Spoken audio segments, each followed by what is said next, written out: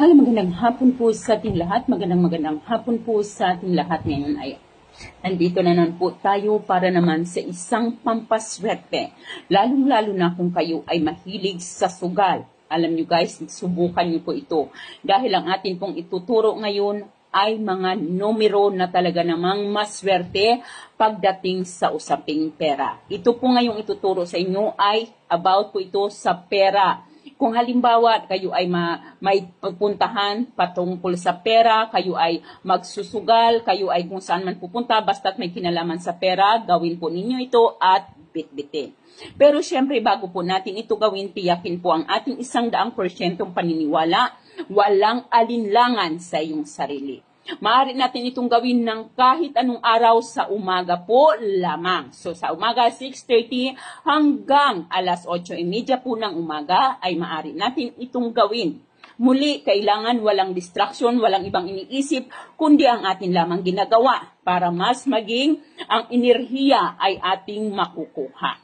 So ang kailangan po lamang natin dito ay bulak, isang pirasong cotton balls, isang pirasong dahon ng laurel, ballpen, at panali na kulay red. So maaring sinulid, maaring thread, or anumang mayroon kayong panali ay pwede nating gamitin.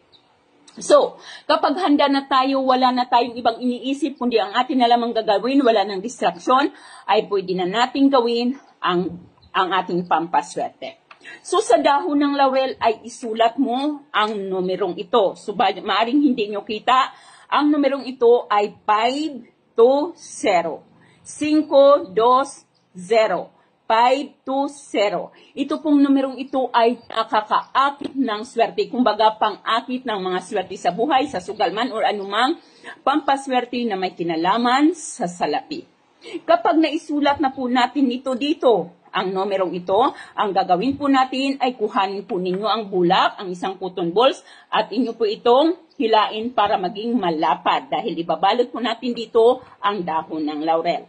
Kapag nandyan na ang cotton balls, ilagay mo dito ang dahon ng laurel na ganyan at atin itong ibabalot dito. So ayan, ibabalot natin itong maigi sa ating bulak. Ayan.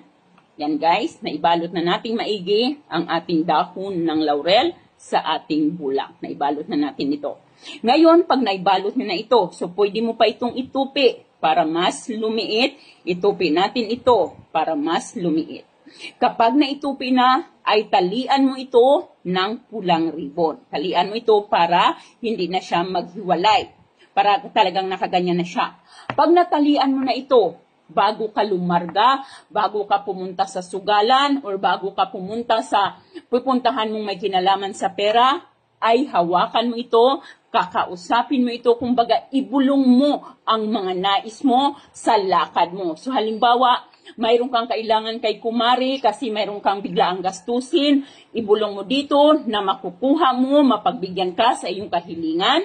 Or if ever naman pupunta ka sa sugalan, sasabihin mo na ikaw ay mananalo at magtatagumpay ka sa sugal na iyong pupuntahan.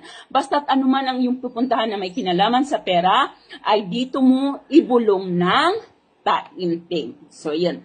Gawin po kahit anong araw. Basta't sa umaga po lamang at maaari mo itong gawin or gamitin araw-araw basta't may kinalaman po ito patungkol sa pera.